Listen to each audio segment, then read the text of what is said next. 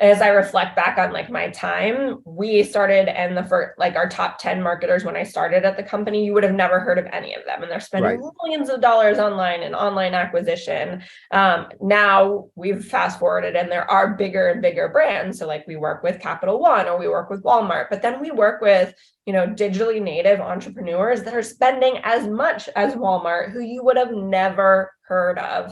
And so when we walk through and we like talk to our investors or we talk to folks about like who's spending, they're like, this is crazy. You mean this gentleman, like entrepreneur, can outspend an Allstate or a Nationwide because they know the CLV of their customer. Like that's what I think the thing is these VSL folks, like you'd watch this video and you go, there's no way this converts. There's just no way, this is crazy. But people will watch them through to the end and they buy.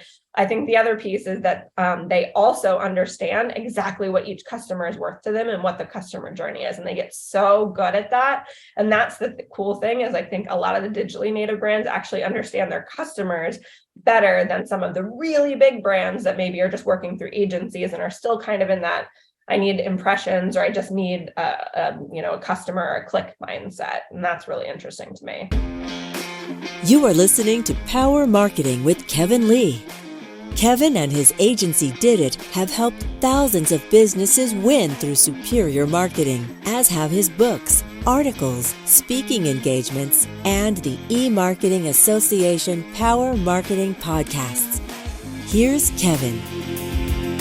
Today, I'm pleased to be here with Erin Cigich, who started Perform CB ages ago. And so in addition to giving us the elevator pitch on Perform CB, I'd also love to hear how things have changed from 2007, where cookies were the norm for performance-based marketing tracking, and how you guys have evolved or helped the industry evolve to still doing performance-based marketing, but in some cases with a leaky data funnel. Yeah, absolutely. So I joined the company. I actually didn't found it. I joined one of the first 10 employees in 2007. And at that point, email marketing was like the bread and butter of what the company was doing. And so you're right, very like trackable. We were using cookies, and that was the main basis of the company. But over the years, we have grown quite a bit. We sold to private equity for the first time in 2016. And when we did that, we were also developing our own proprietary software. So we've got our own outcome engine that helps us facilitate our curated partner marketplace.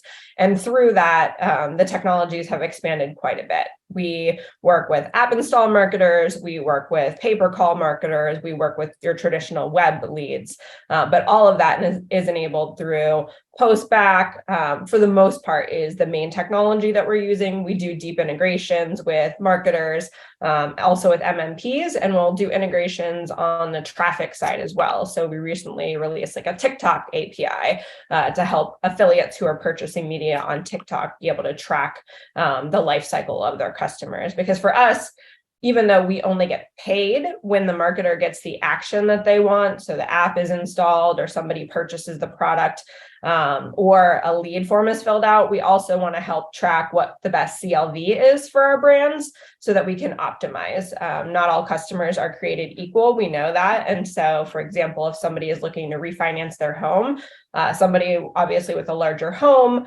in a more expensive town is a more profitable consumer for a brand. And so we want to know that and be able to pass that information on down the entire funnel. So I'd say overall, the technology is more sophisticated and the data and reporting is quite a bit more sophisticated than it was when I started in 2002 or 2007.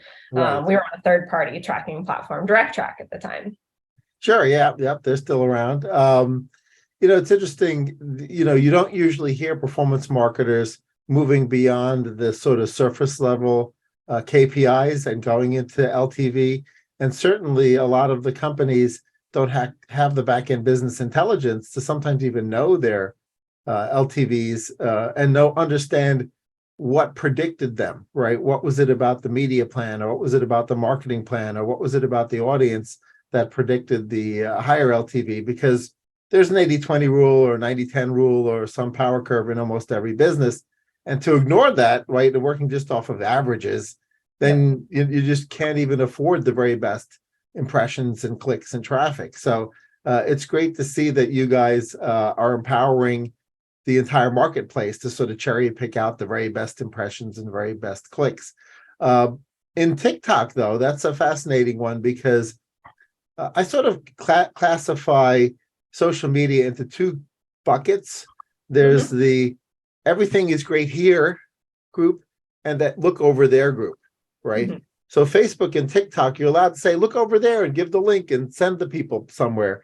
Yep. But within Instagram and TikTok in particular, it's much more difficult to introduce a link into the post unless, unless it's a paid ad. So on organic, it's very difficult to introduce the link. On paid, obviously, you can, in many cases, introduce the link. So I'm curious, when you're dealing with third parties or influencers and such, and you're on one of those very sticky platforms, how do you deal with that? How do you deal with sort of tying things back when you don't have the click and the click ID or any other really great way to tie things back? Definitely. We are big believers in performance marketing and making sure that we can track through all of those things. We do execute some in the influencer channel, but I would say that I'm somewhat disappointed with how far the influencer channel has come. I think that so many of the influencers still think that they should be cut a big check for mentioning a brand. And ultimately what we've seen is the bigger the influencer, kind of the lower the return. It's that middle to lower funnel of influencers that actually do move and generate sales and create change in behaviors. And with those, usually what we're doing is some sort of coupon code, or there is a paid ad element, or they're sending them to their, their blog or their website or something like that. So in the influencer channel, I haven't seen anybody crack it in a really big and meaningful way that's truly outcome-based, like truly performance, not branding.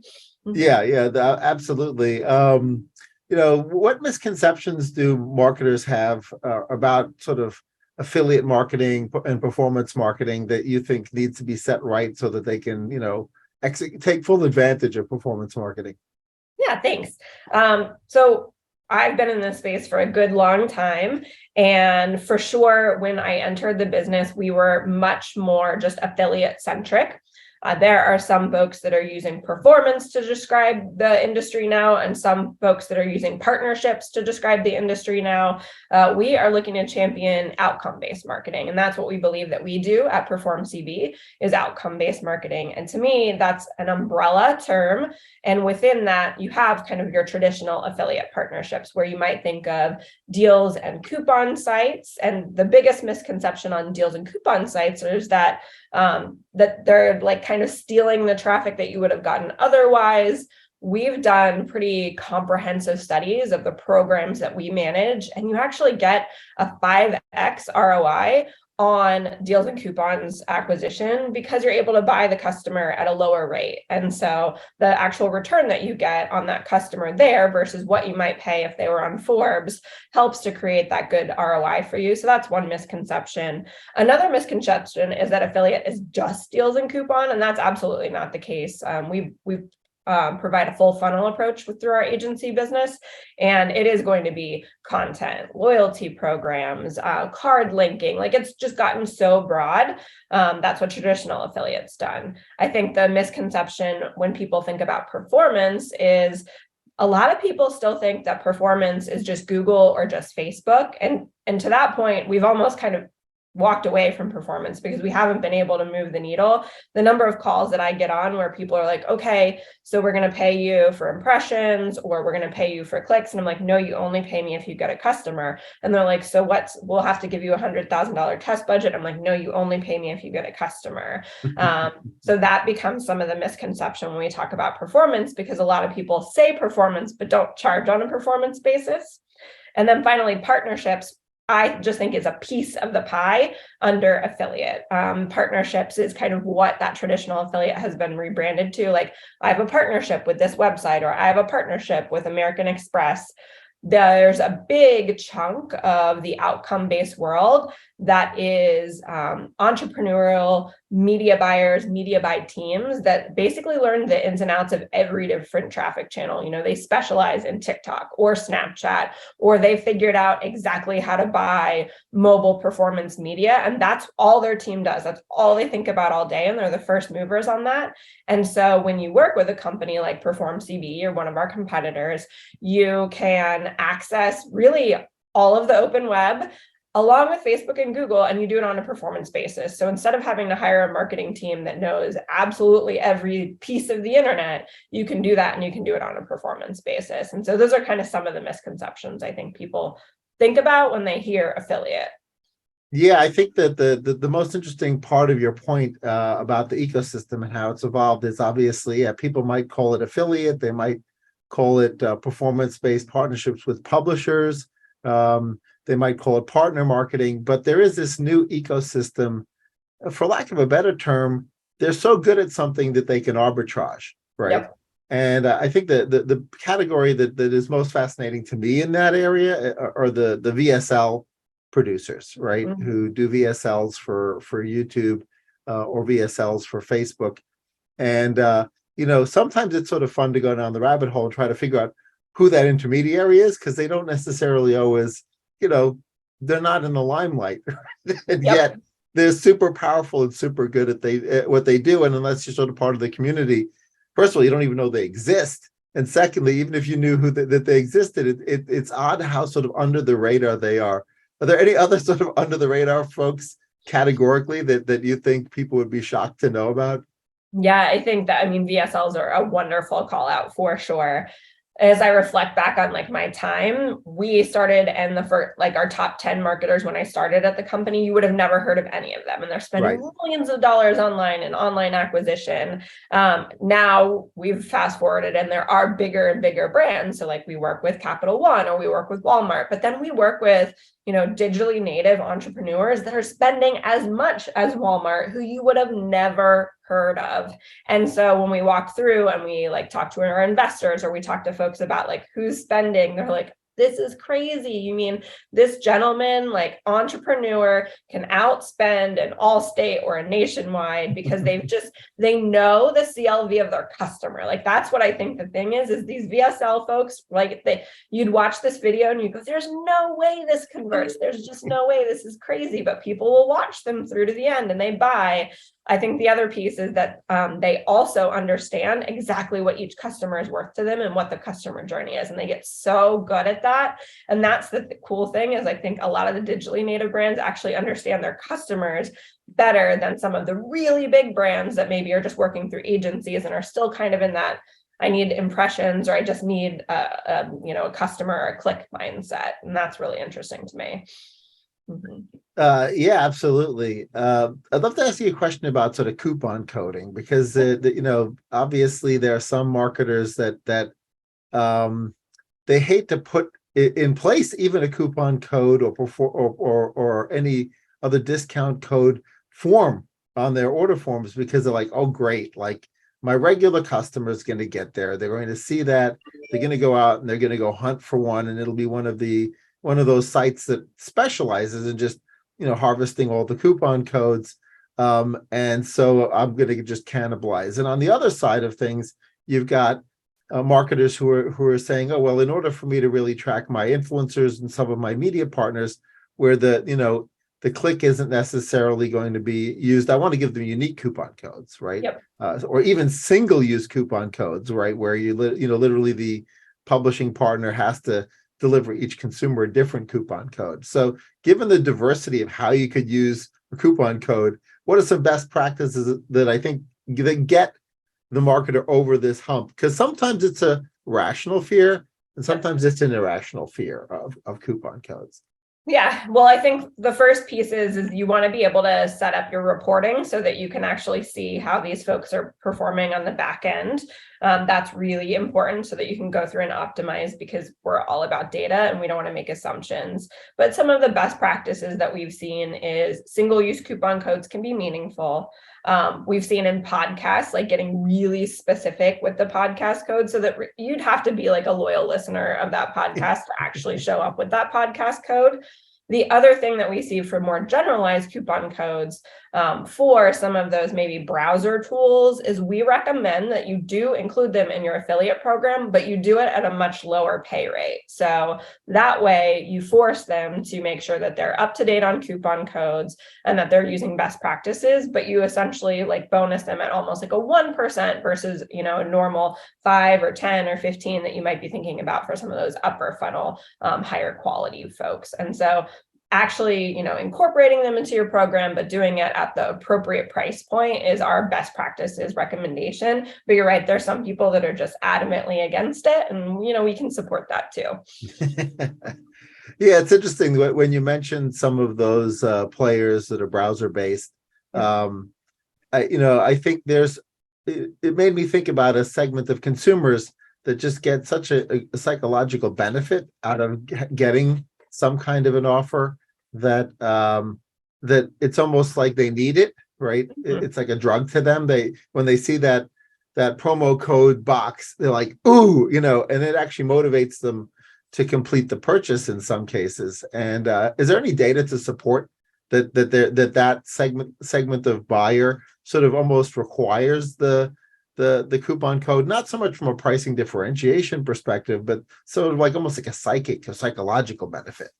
Yeah, I have seen reporting that that's the case. And then you can also think about anecdotally, right? Thanksgiving's coming up and we've all been sitting around that table and had that relative that has to get out those flyers of what's on sale for Black Friday. And like, they need that rush of like, I'm flipping through the catalog and I'm going out and I'm getting my Black Friday deal. I think those folks, right, have migrated also to online behavior and they need to feel like they're getting a deal in order to buy the product, even if it's not necessarily that much of a discount, right? And so then that's a win-win. You can provide your consumer with that kind of dopamine hit of I did it without having too much of a discount. And so that's the other thing is you want to play with what the discounts really are in your coupon codes.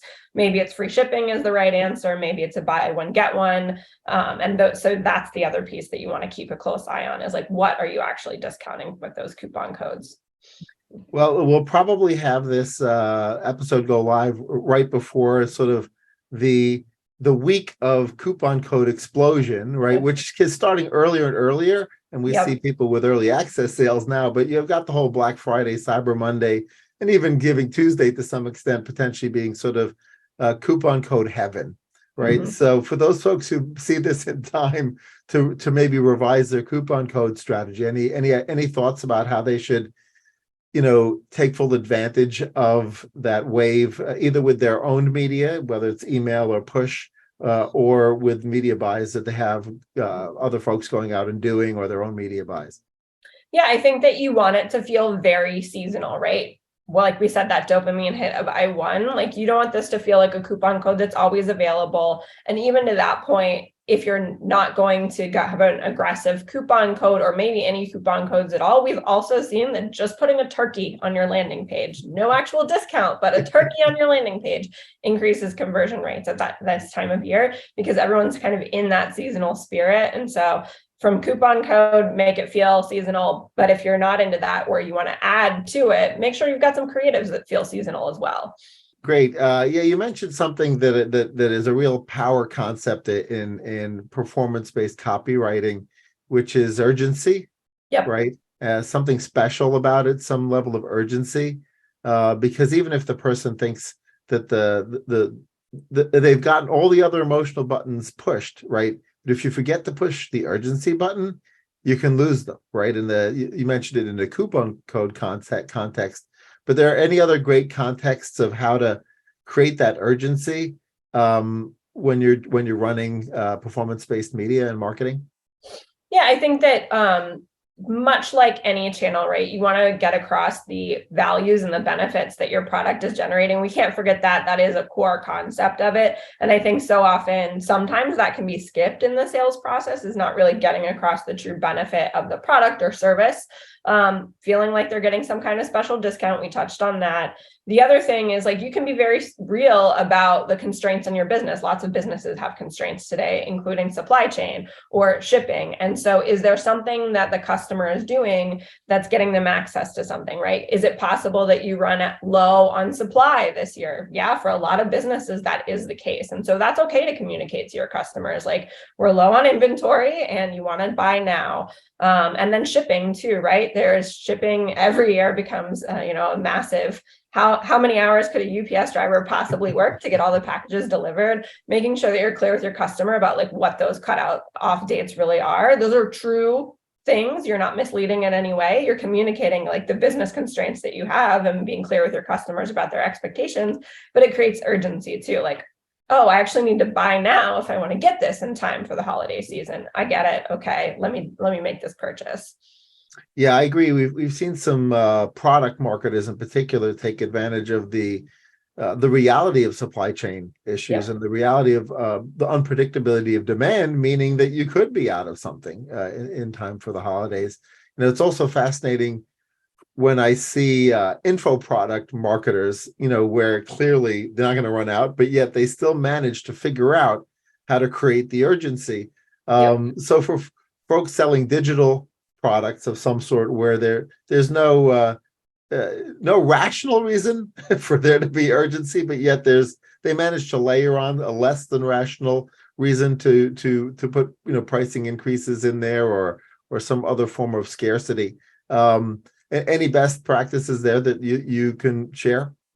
Yeah, I think that the best thing that we see folks do in that arena is actually provide extra value to their customers. So you'll see that a lot of times, like if you buy this book, if you pre-order this book, or if you pre-order this course, or if you do these things, then you're going to get this bonus content. So maybe you'll get a white paper, or you'll get a to-do list or a how-to guide, right? That's providing extra value to your customers, which is creating a great customer experience, but it's also incentivizing them to make the purchase now, because obviously you want the purchase completed. And certainly if you're in the booksellers arena, you want that completed before the book goes live. There's a big deal for that. And so that becomes a big piece of it.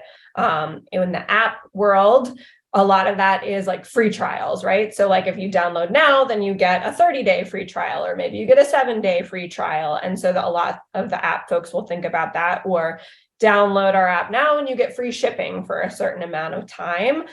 So a lot of the app pieces to it provide like free tokens, free credits, some kind of way to encourage somebody to interact with that app, which again is providing more value to the customer and hopefully making them stickier. You're having them actually interact with your experience. So I think that's the big piece, is like whenever you're thinking about how do you hook the customer, like the first rule is how do we provide more value to the customer, because that helps to create a better CLV. Absolutely.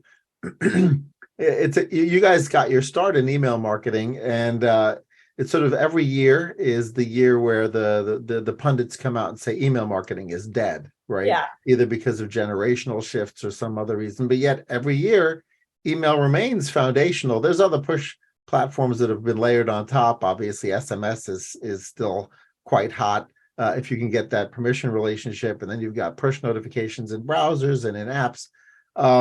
But what's your point of view on email for either the marketer themselves or the point of view for these sort of intermediaries and publishers and affiliates with regards to having their own lists and push notifications? I think that channels don't die. That's what I've seen. They certainly expand and customer attention moves all over the place. Right. So when I started at the company, we were called ClickBooth at that point, 70% email. We acquired Adperio, which was a mobile app company. And so obviously, like, when I started at the company, mobile apps weren't even really a thing, and Facebook was really just getting going. And so you see things shift, but email is never going away. I don't think social media is ever going away. Like, newspaper still exists. It's just that you see these things evolve, and you need to be able to manage across all of these different channels, which is why I think it's important to have a partnership of some level to help you get through all the noise and find your audience in all these places, because it is so dispersed, but email is not dead. It's not dying. It's still an important part of your channel. You just also need to be thinking about that with all of the other, like now I would say email makes up about 10% of our overall traffic across our business. So it's lesser, but again, the mobile phone didn't even exist when I was beginning at the company in any kind of way that you could really monetize. So things move. Absolutely. On the acquisition side, obviously there's a few different other push channels, SMS probably being the biggest, although you sometimes see interesting other push notification platforms engaged. But consumers have a different level of expectation when they're engaging with a marketer via those different channels. I think there's less emotional headwind with regards to, oh, I'll sign up for that email list, especially if I can use my sort of spammy email address, the one that I don't, not my primary, right? And then but when the person goes through an SMS sign up, they're like, oh well, this they really have to have a good carrot dangling in front of me in order for me to choose to engage that way. So any thoughts on how marketers should think about the level of emotional engagement that they need, or the size of the carrot that they need to put forth in order to engage the consumer? Yeah, I think that the folks that are subscribed to your SMS list are ultimately going to be your best customers when you look at the data, and you're going to get the highest CLV from them. And so I think you want to pass, once you get somebody subscribed to your SMS, in order to get them subscribed, I think you want a pretty big carrot. You'll see people say $10 off your purchase or $5 off your purchase, free shipping, things like that to put in that subscription.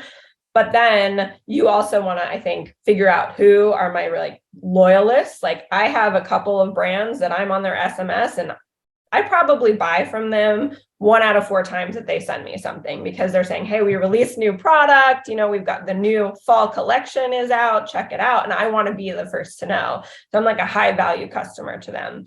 I think you also want to sort out the people that are not going to buy pretty quickly. And so making it clear what the opt-out options are is really important in that channel, because you want to be, again, best practices, taking good care of your customers, and you actually are better off getting people off your SMS list if they don't want to be getting it. So make sure the opt-outs are clear, have a good carrot up front, make sure the opt-outs are clear, and then take really good care of what will probably be your highest CLV customers, the folks that stay subscribed to your SMS feed.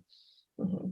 Absolutely. One area that I see marketers sort of making a mistake with regards to the performance channel in general is they sort of feel like I've now abdicated responsibility, right? Because I'm using a performance channel. And they don't realize that, their ability to squeeze more juice out of that customer lemon empowers that front end performance channel, because it makes opportunities that might not otherwise not work suddenly work.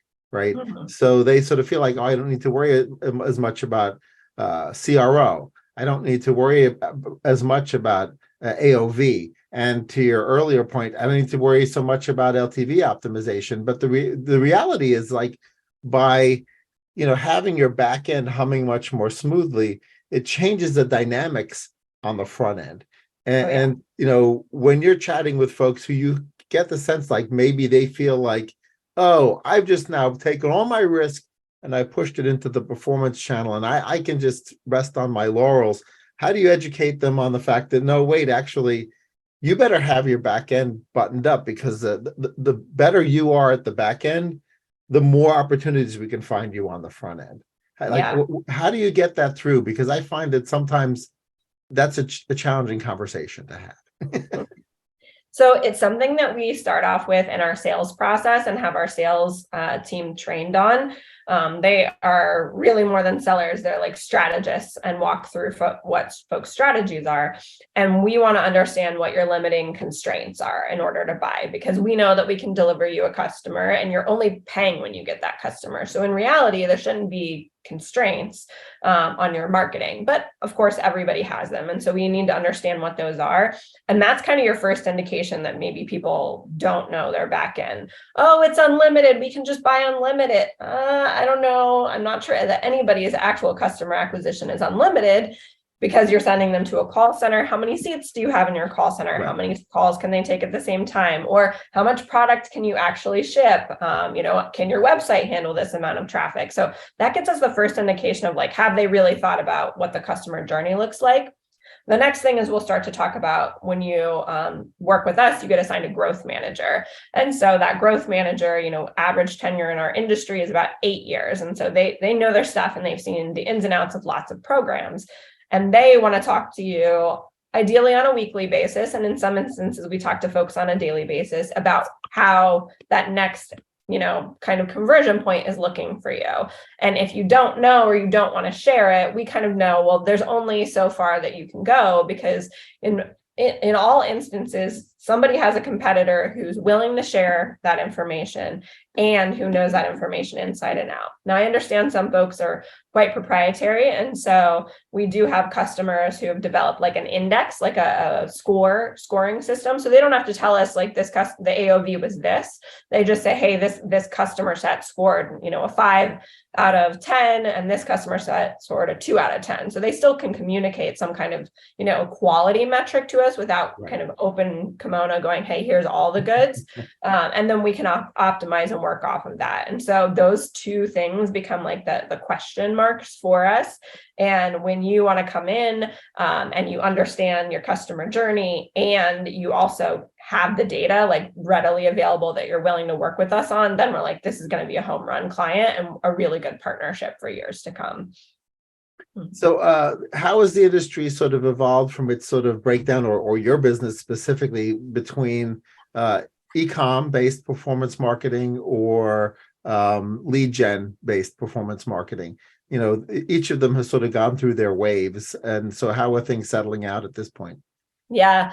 So we talked a little bit about how the business was pretty concentrated when I started at the business. And so when I took over leadership of the business, I was president first, and now I've been CEO for 7 years. I was really big on diversification and making sure that we are diversified through our traffic channels, but also through our verticals that we serve on the marketer side. And so for us, we are well diversified and do a lot in the lead gen space, a lot in the e-com space, and are kind of operational in the app space as well. And so that helps us weather any sort of storms. Like COVID, for example, it was difficult to predict who was going to pull back, who was going to spend more, and who was getting so much traffic that they literally didn't need to advertise, right? And so having that diversity provided a lot of stability and growth opportunities for our business.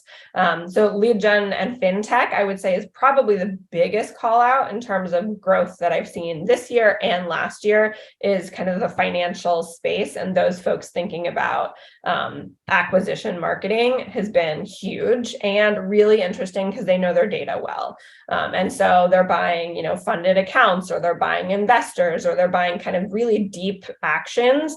And that's really fun to work with because, they know their customer in and out, and we can help really dial in like, okay, this type of insurance customer is best for you. Or maybe you want an insurance customer who's interested in bundling. So not just home insurance, but home and auto, and who knows, pet insurance. Right. And so that becomes really fun to play with.